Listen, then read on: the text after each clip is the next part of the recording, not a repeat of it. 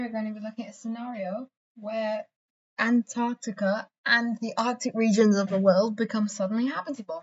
So this is quite an interesting one. It's given me inspiration. I've got the inspiration for this video based on how well our land and ocean swap places video has gone. 600 views in the first 24 hours as of 48 to 60 something hours in the as of me recording this now. I'm really happy about that. It's really good. Really good. So yeah, we're going to start with this video. So today we're going to talk about Antarctica and the Arctic. So basically here, no, that's not really good. Up here, yeah, anyone that lives here and down here, yeah. Alright, so if this was to happen, I'd say most likely the first thing that would happen, so number one, the Antarctic Treaty would be broken. This is because like everyone would be like, oh, I want to mine here now because we can live here and we can start getting a lot of money from resources. So that would be the first thing that happened.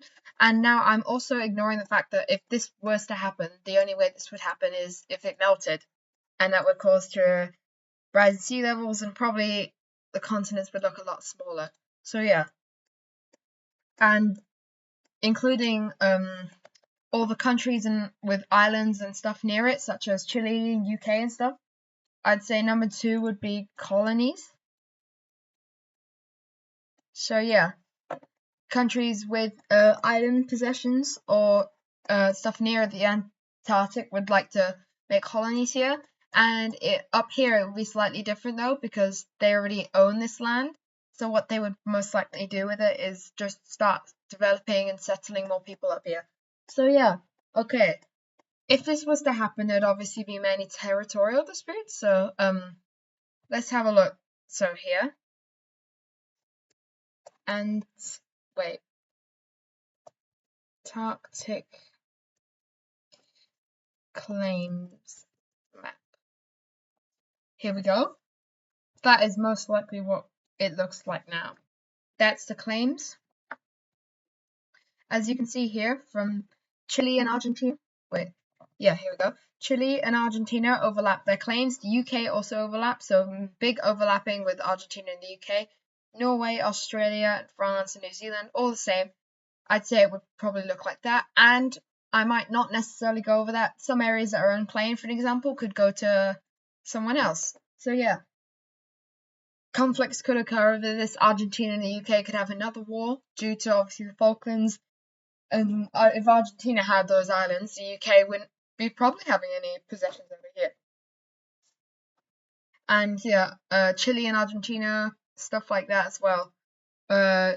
Countries getting power hungry over the fact that they have new land to claim. So yeah, we've done that. And now I'd say let's see what I would do to survive. So obviously Chile's here and Argentina. So I'd say it would most likely go where increase the size to about 8.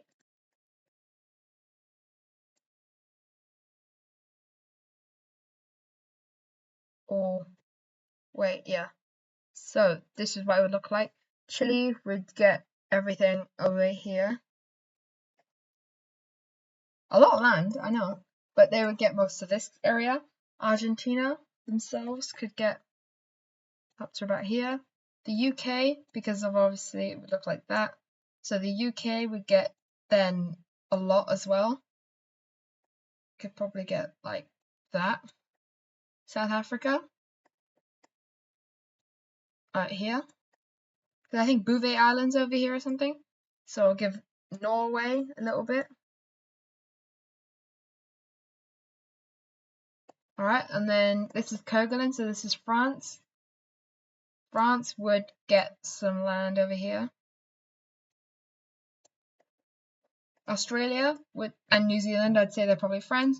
So Australia would get like that, and New Zealand would get themselves this. So here, that's the kind of divide I'd look at.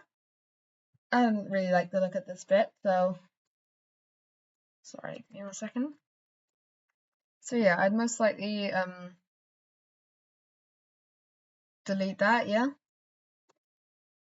And it would look something, could look like that for Norway. So yeah, this is what would happen. So I'd say this is what I think could happen. So I think Bouvet Island somewhere over here, Norway would get themselves some land. So Norway would have a colony, which doesn't really make any sense, but yeah, Norway. South Africa.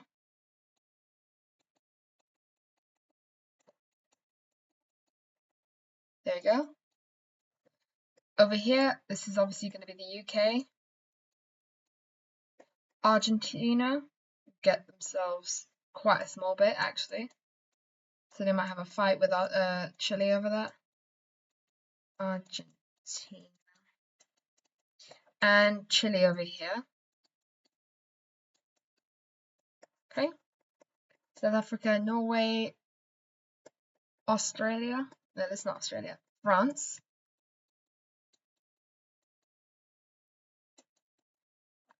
Over here, Australia.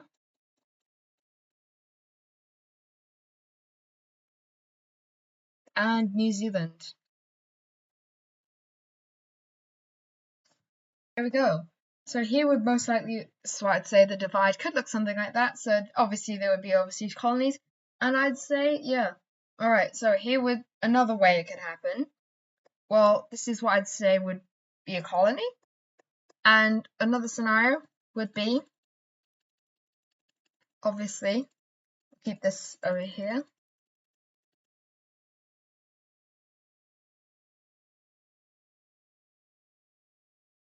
So yeah, you've got this, and here would be another scenario, which I'm going to talk about as well, where Antarctica, this is the most likely scenario because everyone would just be greedy, where it would just become the world's newest country, Australia over here, no, Antarctica, and it wouldn't really have its identity as other countries do because, for instance, there's no one that's actually from Antarctica. There's no language in Antarctica, so it might necessarily just be a load of like migrants from across the world. It could be South Americans, Africans, Asians, Oceanians, Europeans, and North Americans, all just coming over here. But I'd say they would most likely, eventually, over a few hundred years, if this was to happen, would create their own sort of identity. Could even create an Antarctic, would be a new language. Maybe it would have its European, South American, and roots from all of these guys. And yeah, so I'd say if we had to do a capital for Antarctica, it would most likely either be here, on this little bit over here, or here, or here. So it want to be these 5 locations. Yeah, back to the normal one. The most likely scenario, along with the colonies, because it would most likely not. You could say it would either be a colony directly owned by the government, or another one, which is the second most likely scenario, where as these are colonies, they would have a puppet state. So they'd have their own government, which, for example, let's talk about the UK, the UK's colony. So the UK owns the Falklands and all these islands over here, which is why they have it. And what the case would be here, the UK would send a lot of people, maybe 100,000 people over time from the UK down over here. It would probably get immigrants from all of it and everywhere. But yeah, it would send some people down here, probably turn itself into like a puppet state. So kind of like a British Raj. That's the most likely scenario. Another scenario of what could happen with all these. It would be a British Raj kind of situation where these all would have their own, well, yeah, have their own governments and but they would be controlled by everything, the budget and everything would be controlled by their colony owners.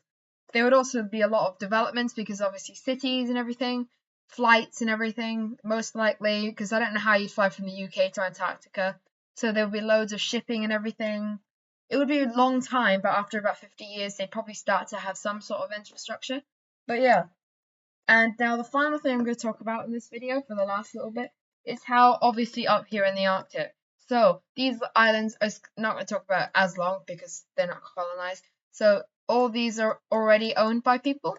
But yeah, with now the being habitable, probably the same temperature as roughly Russia or Scotland or Norway, southern Norway, as it is now, you would be able to start lots of mining and infrastructure in these northern regions. For example, Russia, Greenland would get heavily mined. It could even become its own country, which would be an interesting scenario. It would probably get really rich really quickly because the Danish have helped it out. They could even do some sort of trade agreements with all of these,